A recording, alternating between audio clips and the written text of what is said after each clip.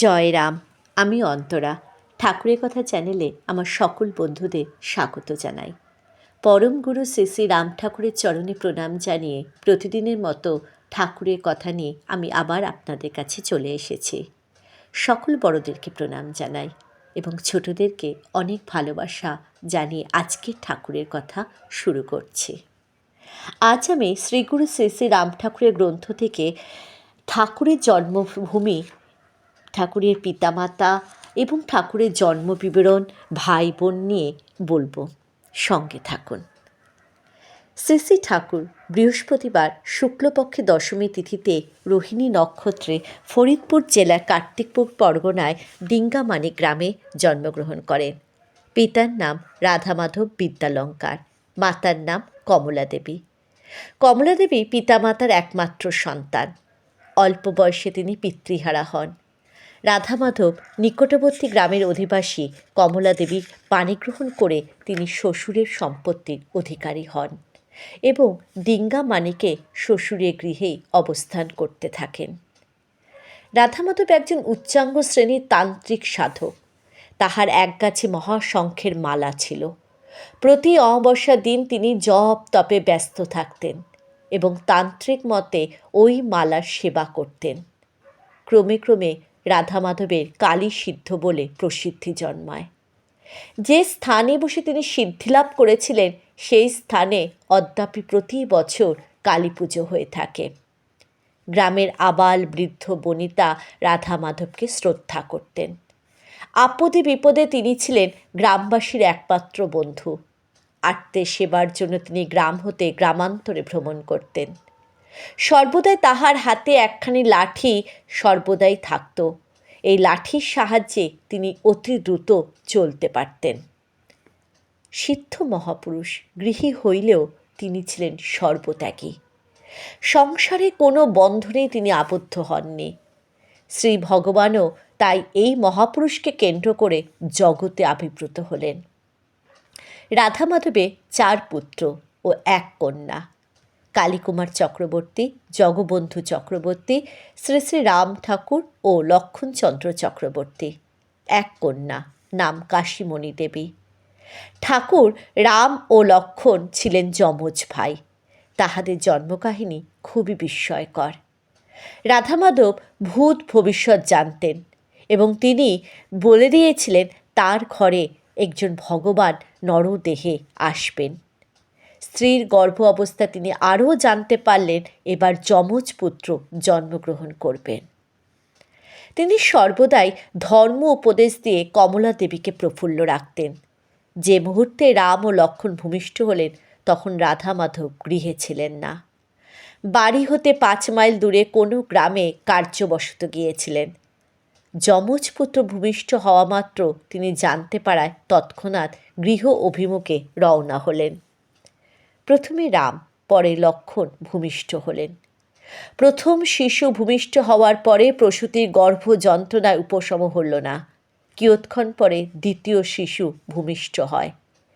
দেখা গেল একটি সূক্ষ্ম আবরণে দ্বিতীয় শিশুটি আবৃত। প্রথম দর্শনে শিশুটিকে মৃত স্থির করে একখানি সুপারি বৃক্ষের খোলের ওপর রেখে দেওয়া হলো। ধাত্রী প্রসূতি ও প্রথম শিশুটিকে সেবা শুশ্রূষায় সুস্থ করলেন। দ্বিতীয় শিশুটিকে মৃত মনে করে যখন মাটিতে পুঁতে রাখবার ব্যবস্থা হচ্ছে এমন সময় রাধামাধব পুকুর পার হতে চিৎকার করে বললেন, ফেলিও না, ও শিশু মৃত নয়। সকলকে আশ্চর্যান্বিত করে রাধামাধব শিশুটিকে আবরণ মুক্ত করলেন। কিয়ৎক্ষণ শুশ্রূষার পরে সকলে বিস্মিত দৃষ্টির সম্মুখে শিশু চক্ষু মেলে চাইল। যমজ শিশুদয় দিনে দিনে ঘর আলো করে মাতৃ করে বেড়ে উঠেছে। রাধামাধব তাহাদের নাম রাখলেন রাম ও লক্ষণ। রাম উজ্জ্বল গৌরবর্ণ আর লক্ষণ ছিলেন শ্যামবর্ণ। রাম শান্ত, গম্ভীর ও চিন্তাশীল, লক্ষণ সদাই প্রফুল্ল এবং চঞ্চল। শিশু দুটিকে দেখলে সবার মনে এক অলৌকিক ভাবের উদয় হতো। পার্থিব কোনো জিনিসের দিকে তাহাদের আকর্ষণ ছিল না। বয়োবৃদ্ধির সঙ্গে সঙ্গে কিন্তু দুজনেই প্রকৃতির পার্থক্য দেখা গেল। রাম সর্বদাই চিন্তাযুক্ত হয়ে বসে থাকতেন, আর লক্ষণ হরিবোল হরিবোল বলে সর্বদাই নেচে বেড়াতেন। বাড়িতে একটি পুরাতন দালান ছিল, উপরে মাত্র একটি ঘর। এই ঘরে বসে রাধা মাধব সাধনা করতেন। অল্প বয়সে ঠাকুর এই ঘরে আশ্রয় গ্রহণ করলেন। দিবারাত্রি এই ঘরেই বসে থাকতেন। ঠাকুর কোনোদিনই অন্ন গ্রহণ করেন নাই। তাহার মাতা কমলা দেবী এই জন্য কান্নাকাটি করতেন। মাতৃ অনুরোধে একদিন ঠাকুর অন্ন গ্রহণ করলেন। সেদিন তিনি সমস্ত দিন ধরে বমন করতে করতে ক্লান্ত হয়ে পড়লেন। অবস্থা দেখে সকলে এতই ভীত হয়ে পড়ল যে তদবধি আর কোনোদিন কেহ তাহাকে অন্ন গ্রহণ করতে পীড়াপিড়ি করে নাই। এদিকে হরি সংকীর্তনে লক্ষণের তন্ময়তা বাড়তে থাকে। ক্রমে তাহার এমন অবস্থা হলো যে তিনি আহার করতে বসলে যদি কেউ হরিবোল বলে ওঠে, অমনি আহার ত্যাগ করে হরিবোল হরিবোল বলে তাহাকে আলিঙ্গন করেন। গ্রামে প্রতি বছর কলেরার প্রাদুর্ভাব হইত। ভয় তখন কেউই বাড়ির বাইরে যেত না। লোকের অভাবে রোগীর শুশ্রূষা ও মৃতের সৎকার পর্যন্ত হতো না। অন্ধকার রাত্রে লক্ষণ রোগীদের বাড়ি বাড়ি ঘুরে সেবা করতেন এবং মৃত ব্যক্তিদের সৎকারের ব্যবস্থা করতেন।